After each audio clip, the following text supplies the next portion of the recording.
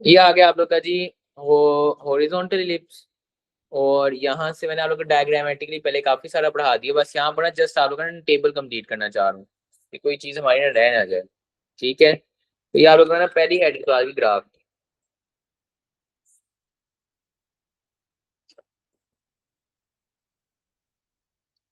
दूसरी जी हेडिंग आप लोग डिस्कस करो, इसके अंदर जी इक्वेशंस मैं आप दोनों की जरा इसकी पढ़ा दूं कि इन दोनों का इक्वेशंस का क्या सीन होता है।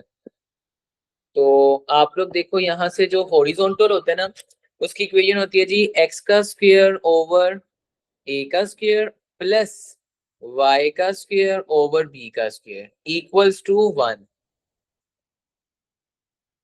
और ए इज ग्रेटर देन बी। और जो वर्टिकल होता है उसकी क्या इक्वेशन होती है एक्स का स्क्वायर ओवर बी का स्क्वायर और प्लस वाई का स्क्वायर ओवर ए का square equals to 1 provided that is greater than b. आप लोगों को समझ क्या लग रही है? यहाँ से मैं आप लोग को एक बात बता दूं कि जो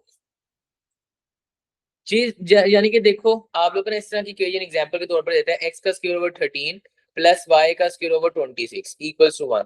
कहते हैं बताइए वर्टिकल है या हॉरिजॉन्टल है? ठीक है, तो आप लोगों ने ये करना है, आप लोगों को समझ लगी कि अगर एक्स के नीचे बड़ा होएगा ना वाई के लिहाज से आंसर, यानी कि जिस तरह 13 और 26, ठीक है ना, तो हॉरिजॉन्टल हो जाएगा। अगर वाई के नीचे ग्रेटर होगा ना तो वर्टिकल हो जाएगा। एनईटी में आया हुआ है जी एमसीक्यू, एनईटी 1 में, एनईटी 1 में आया था कि विच वन इज, और ये जीकी में भी आया हुआ है जी, लिख लो विच वन इज वर्टिकल। उससे कहा था कौन सा ऐसा पैराबोला है इलिप्स है जो वर्टिकल है। अल्फा ऑप्शन एक्स का स्क्वायर ओवर 2 प्लस वाई का square over 1 equals to 1। Beta x का स्क्वायर ओवर 4 प्लस वाई का square over 3 equals to 1। Charlie x का स्क्वायर ओवर 16 प्लस वाई का स्क्वायर ओवर 18 इक्वल्स टू 1। तो उसका answer Charlie आना था। ठीक है ना, तो जिसमें y का कोएफिशिएंट नीचे जो होगा y के डिनोमिनेटर में ज्यादा ग्रेटर होगा x के लिहाज से, वो वर्टिकल हो जाएगा। अगर लेस हो जाता है x के नीचे ज्यादा ग्रेटर होता है तो वो हॉरिजॉन्टल होता है। ठीक है ना, तो ये एनईटी 1 में और जीके में एमसीक्यू भी आया हुआ है। तो ये टेबल ही हम लोग कंप्लीट करना अपना शुरू करते हैं आगे। देखो साथ साथ ही ना इस टेबल के मैं आप लोग एमसीक्यू से बताई जा रहा हूँ, क्योंकि ये टेबल जिसको आ गया ना समझो उसके लिप्स आ गया। अच्छा, when centre is not at origin, जब सेंटर आप लोग का ओरिजिन पर ना हो, ठीक है ना, तो उस केस में क्या हो जाता है जी, मैं यहाँ पर लिख देता हूँ एक्स माइनस एच का होल का स्क्वायर। वही बात जो हमने पैराबोला में पढ़ी थी, एक्स में से एच को निकाल दो, वाई में से के को निकाल दो, ठीक है ना, और इक्वल्स टू 1। इसी तरह सेम टू सेम इधर ही एक्स माइनस एच का होल का स्क्वायर ओवर बी का स्क्वायर प्लस वाई माइनस के का होल का स्क्वायर ओवर ए का स्क्वायर इक्वल्स टू 1। ठीक है जी, तो ये आप लोग ने मैंने इक्वेशंस बता दी, इक्वेशन के साथ जिस तरह के एनईटी जीके में एमसीक्यू आए हैं वो मैंने डिस्कस करवा दिया किस तरह के एमसीक्यू आए हुए हैं। ठीक है, देखो टेबल के अंदर से एमसीक्यू निकलते हैं, टेबल ध्यान से याद कर लेना, रट्टा नहीं लगाना। रट्टा तो तोबा करो रट्टे से। देखो समझ के हम एक एक एलिमेंट लिखे, आगे आओ। फोकाई मैंने आप लोग लिखवाया था, आप लोग अपनी आंखें बंद करो, हॉरिजॉन्टल सोचो तो आप लोग को समझ लग जाएगी। फोकाई मैंने लिखवाया कि होता है प्लस माइनस सी जीरो, मैं इस तरह करके लिख देता हूँ। ठीक है ना, प्लस भी हो सकता है माइनस भी हो सकता है, ठीक है ना, लेफ्ट अगर हो दोनों तरफ होता है तो प्लस माइनस सी जीरो होता है। इसी तरह अगर मैं वर्टिकल की बात करूं तो अगेन जीरो और प्लस माइनस सी हो सकता है क्योंकि वाई की तरफ हो सकता है। अगर लेकिन centre is not at origin, उस केस में क्या होना है, प्लस माइनस सी, इसके अंदर एच को ऐड कर देना है और इसके अंदर के को ऐड कर देना है, वही काम। और इसी तरह ना आप लोग ने करना है जी, इसके अंदर एच जीरो प्लस एच और इसके अंदर के को ऐड कर देना। तो लो जी, इधर तरह मैं आप लोग का टेबल क्लोज कर दूं, फिर आप लोग जी इसका भी स्क्रीनशॉट ले लेना। या लग रहा है मैंने टेबल क्लोज कर दिया, इसका भी अलग स्क्रीनशॉट ले लो। लाइन हमारी बिल्कुल सीधी लग रही है।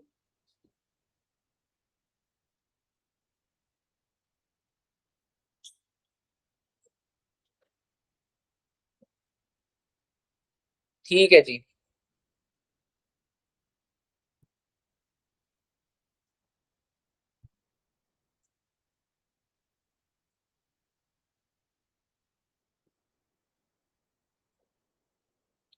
मैं लाइंस को थोड़ी सी इंक्रीज कर लूं यहाँ से।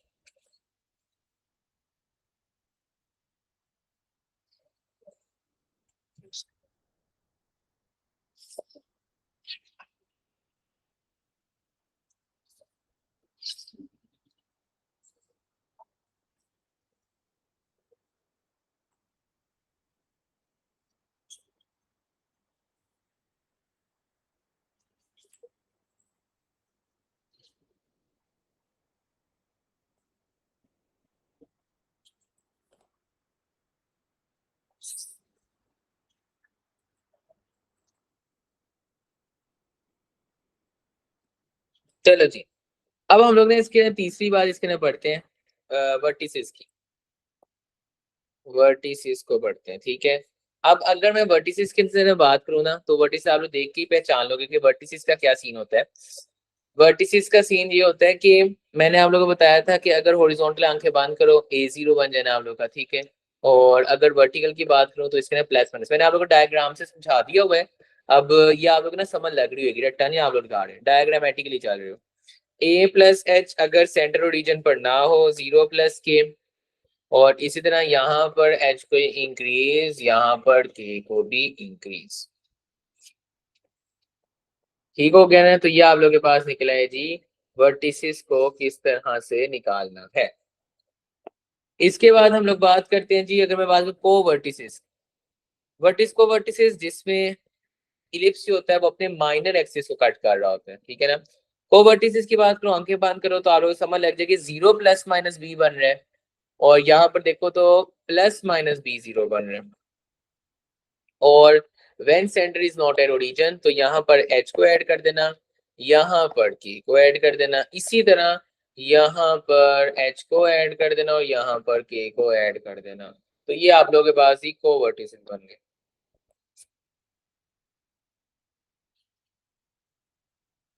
ठीक हो गया जी, ये हो गया कोवर्टिसेस हो गए। इसके बाद हम नेक्स्ट मूव करते हैं आगे, डायरेक्ट्रिक्स। ये बड़ा मजे की चीज है कि डायरेक्ट्रिक्स की इक्वेशन क्या होती है। डायरेक्ट्रिक्स एक ही इक्वेशन का फॉर्मूला होता है इलिप्स में, और जिसको मैं कह रहा हूँ कि आज इलिप्स आ गया ना, समझो उसको हाइपरबोला आ गया, सेम एलिमेंट्स होंगे। तो इसलिए मैं थोड़ा सा इलिप्स पे आहिस्ता आहिस्ता चल रहा हूँ। जिसको इलिप्स आ गया ना, कल आप लोग की देखना सेम चीजें चल रही होंगी, उसको हाइपरबोला आ जाना है। तो डायरेक्ट्रिक्स की इक्वेशन क्या होती है, x इक्वल्स टू +-c/e का स्क्वायर। अब e क्या होती है, इसेंट्रिसिटी होती है, और y इक्वल्स टू y/c/e का स्क्वायर, ठीक है। When centre is not at origin, तो आप लोगों को पता है कि क्या करना है, हमने x है तो आप लोग देखो कि इक्वेशन के अंदर h को ऐड कर देना, यहाँ पर y है तो इक्वेशन के अंदर हमने y को ऐड कर देना है।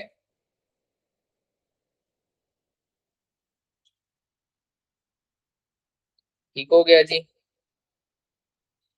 इसके बाद ना आप लोगों ने हेडिंग एक और देनी है जी, और ये वाला टेबल का हमारा एक और पोर्शन जो है कंप्लीट हो जाएगा। लो जी, लास्ट हेडिंग आप लोगों ने देनी है, अभी लास्ट नहीं है, थोड़ी सी और पड़ी है। इसेंट्रिसिटी की हेडिंग देनी है, इसेंट। देखो ये टेबल मैंने बना दिया ना, इसके अंदर हर चीज आ रही है, ईच एंड एवरीथिंग इसके अंदर है।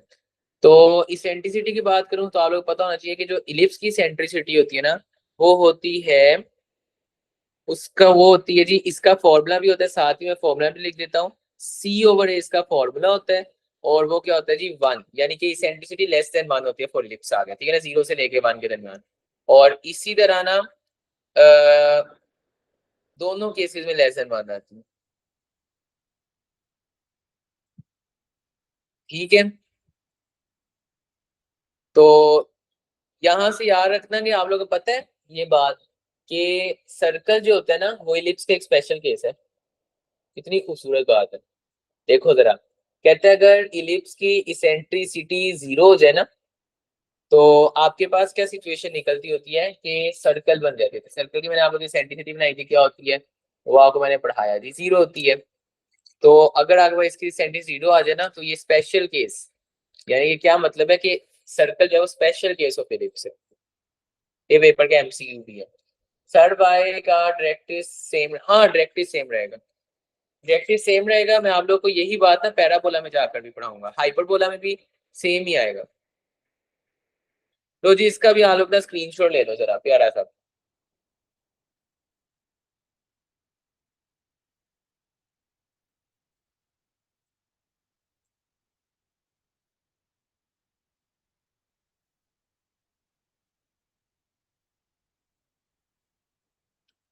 ठीक है जी।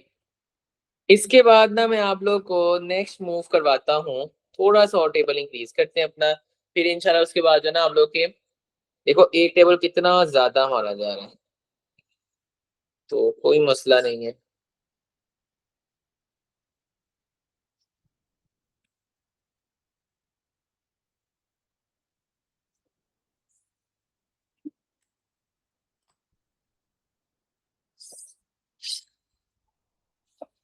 चलो आगे हम लोग सबसे पहले तो बात करते हैं जी इधर और चीजें लिखने में, length of latus rectum, length of latus rectum. ठीक है जी। अगर लेंथ ऑफ लेटेस्ट रेक्टम की बात करो ना, तो इसका फॉर्मूला क्या होता है, 2b का स्क्वायर, ओहो, 2b का स्क्वायर ओवर ए, और इसी तरह वर्टिकल में भी यही फॉर्मूला रहता है, 2b का स्क्वायर ओवर ए।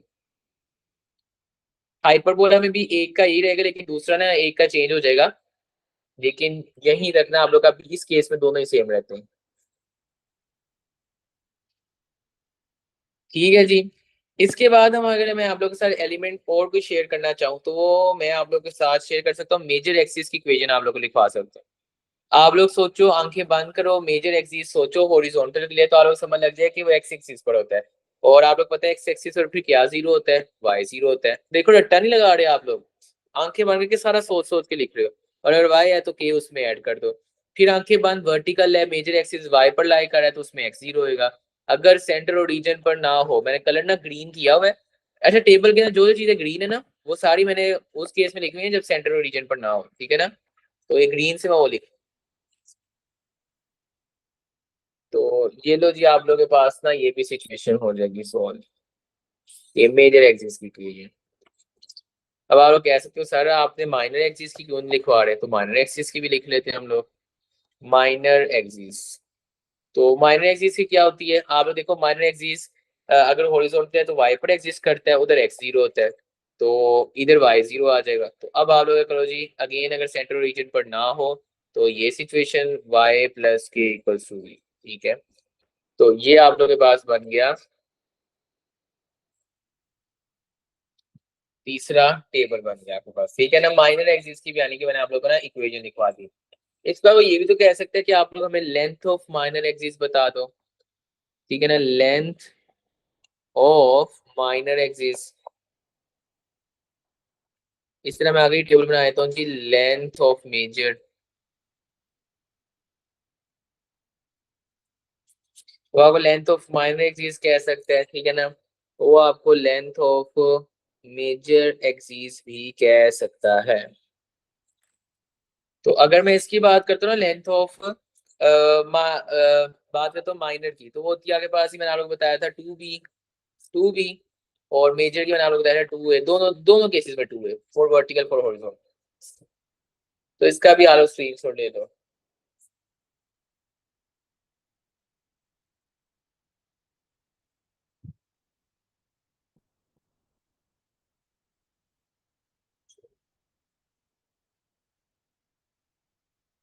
और थोड़ा सा टेबल को इंक्रीज करते हैं,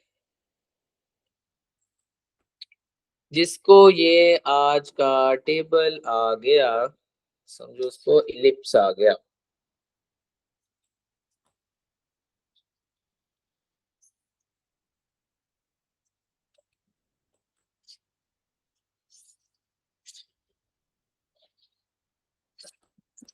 और यहाँ से आप लिखो जी,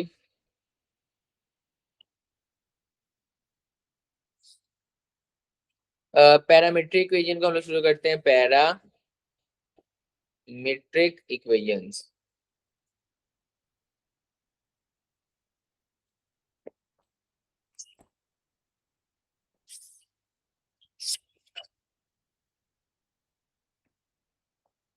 तो x equals to a cos theta और y equals to b sin theta, ठीक है ना। ये होती है जी फॉर हॉरिजॉन्टल की पैरामीट्रिक इक्वेशन।